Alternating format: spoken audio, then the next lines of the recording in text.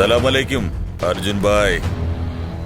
നിന്റെ സുഹൃത്തുക്കളെ ഇങ്ങനെ കാണുമ്പോ ഒരുപാട് വേദന തോന്നുന്നുണ്ടല്ലേ? എടാ ആണത്തമില്ലാത്ത ഇന്ത്യക്കാരാ, ഞങ്ങളുടെ സലിം ഭായെ കൊന്നപ്പോ നീ എന്താ വിചാരിച്ചേ? ഞങ്ങൾ വെറുതെ ഇരിക്കുന്നോ? No no no no no no. 2 മണിക്കൂർ ഇൻട്രോഗ്രേഷൻ, നീ വെറുതെ സമയം കളഞ്ഞില്ലേ? അതേ 2 മണിക്കൂറില് ഡൽഹി ടു കറാച്ചിയിലേക്ക് ഇവരെ കൊണ്ടുവന്നു. നിന്റെ ബ്രെയിനിന്റെ പ്രോസസിങ് കുറച്ച് സ്ലോ ആണെന്ന് തോന്നുന്നു.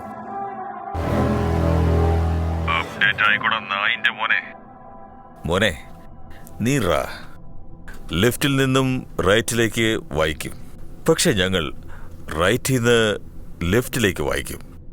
എന്നാലടാ അത് വാറാകും. നീ വാർ തുടങ്ങുമ്പോഴേക്കും ഞങ്ങൾ വാർ തീർത്തിരിക്കും.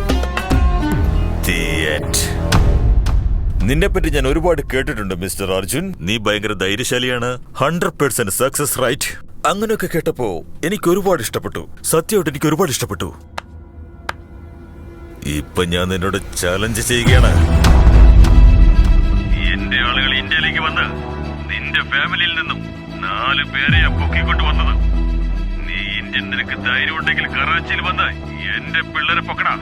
അപ്പൊ കാണാ ആർക്കാ കൂടുതൽ ധൈര്യം.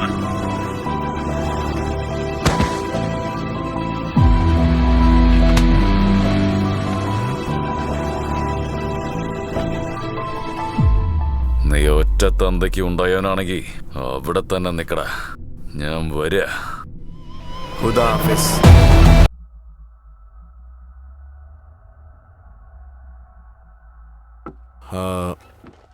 ഇനിയിപ്പോ എന്താ ചെയ്യാൻ പോണ കുൽക്കർണി?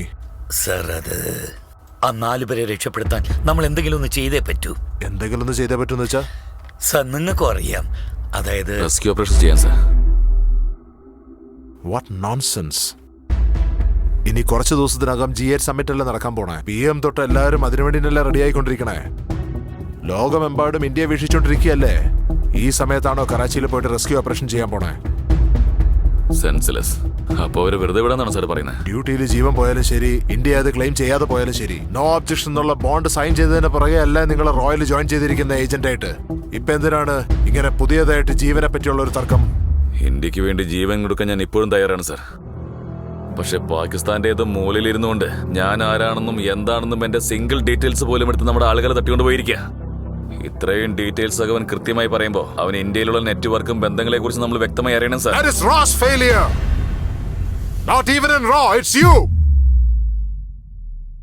ഫെയിലിയറിനെ കുറിച്ച് സക്സസിനെ കുറിച്ച് ഞാൻ പറഞ്ഞില്ലേ സാർ? 4 ഏജന്റ്സ്, 4 ജീവനെ കുറിച്ചാണ് ഞാൻ പറഞ്ഞത്. Look Arjun, your cover has blown up.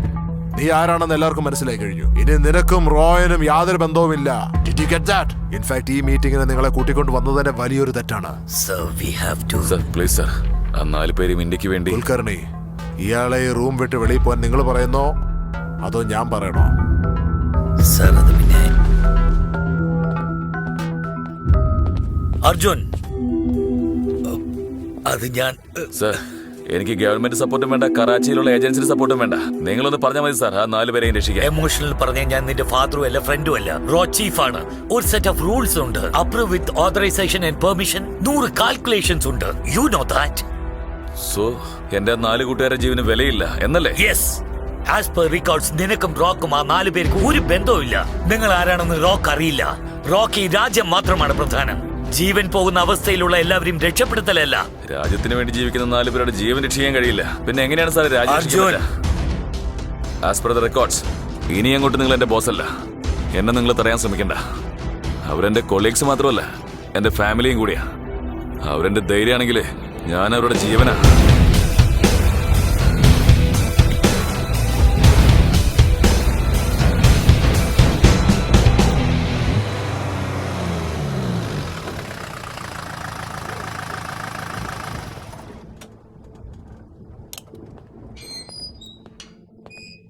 നീ എന്താ ഇവിടെ? വീട്ടിലേക്ക് പോയില്ലേ? മഫ്റ്റിയിലുണ്ടായിരുന്ന സെക്യൂരിറ്റി ഒക്കെ എവിടെയാ? അവർ നിന്നെ ഒറ്റയ്ക്കാക്കി പോയോ? ആരാ നീ? രാമകൃഷ്ണ, നീ ആരാന്ന് പറ. ആദ്യം നീ വീട്ടിലേക്ക് പോ, ബാക്കിയുള്ള കാര്യം പിന്നെ പറയാം.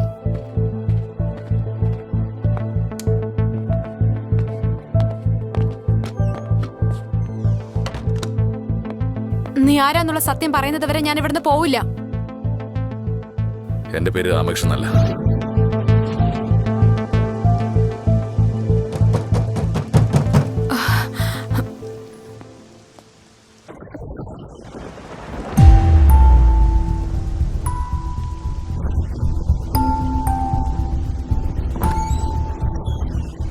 സൈലു, അവരെല്ലാവരും പോലീസ് സ്റ്റേഷനിലേക്ക് പോയിരിക്കുക. ആരോ തട്ടിക്കൊണ്ടു പോയിന്ന് കിഡ്നാപ്പ് ചെയ്യാൻ വേണ്ടി. ഞാൻ നിന്നെ തേടി വന്നിരിക്കുക, സത്യം മനസ്സിലാക്കാൻ വേണ്ടി. അർജുൻ, അവൻ എന്നെ പ്രേമിക്കുമ്പോ തന്നെ എന്നോടെല്ലാം പറഞ്ഞിരുന്നു. ആദ്യം പേടിയുണ്ടായിരുന്നു. നിന്നെ കണ്ടതിന് ശേഷം നീ അടുത്തുണ്ടെങ്കിൽ അവനൊന്നും സംഭവിക്കില്ലെന്ന് വിശ്വാസം ഉണ്ടായി. 9ാമത്തെ മാസം 10 ദിവസം കഴിഞ്ഞ ഡെലിവറി ഡേറ്റാ. കുഞ്ഞ് ജനിക്കാൻ പോകുന്ന സമയത്ത് അവൻ അച്ഛൻ ഉണ്ടെന്ന് പറയണോ അതോ മരിച്ചു പോയെന്ന് പറയണോ?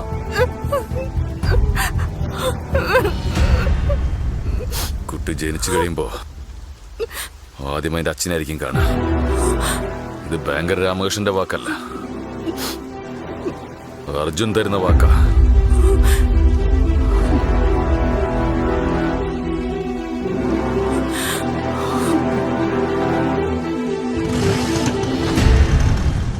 ഇപ്പൊ മനസ്സിലായോ ഞാൻ ആരാണെന്ന്? നീ പ്രണയിച്ച ബാങ്ക് എംപ്ലോയി രാമകൃഷ്ണൻ കളവാണ്. ഇതാണ് സത്യം. ഞാൻ ഇഷ്ടപ്പെട്ടത് നിന്റെ പേരോ ജോലിയോ അല്ല. ബാങ്ക് എംപ്ലോയി രാമകൃഷ്ണന്റെ കൂടെ ജീവിക്കണമെന്ന് വിചാരിച്ചിരുന്നു. പക്ഷേ നീ ആരാന്ന് അറിഞ്ഞതിന് ശേഷം ജീവിക്കുകയാണെങ്കിൽ നിന്റെ കൂടെ മാത്രം ജീവിക്കുമെന്ന് തീരുമാനിച്ചു. എന്റെ ജീവിതത്തിൽ കോമ എവിടെയാണെന്നും ഫുൾ സ്റ്റോപ്പ് എപ്പോഴാണെന്നും ഇതിനെക്കുറിച്ചൊന്നും എനിക്കറിയില്ല. ഓരോരുത്തരുടെ ജീവിതം എങ്ങനെയാന്ന് ആർക്കും പ്രെഡിക്റ്റ് ചെയ്യാൻ പറ്റില്ലല്ലോ. പക്ഷേ നമ്മൾ ജീവിതത്തിൽ ആരുടെ കൂടെ ജീവിക്കുന്ന എന്നത് പ്രധാനപ്പെട്ടതാണ്. അത് ലൈഫ് ലോങ് ആണെങ്കിലും ശരി, ഒരു സെക്കൻഡ് ആണെങ്കിലും ശരി. അർജുൻ, ഞാൻ നിന്നെ ജീവന് തുല്യം പ്രേമിക്കുന്നു.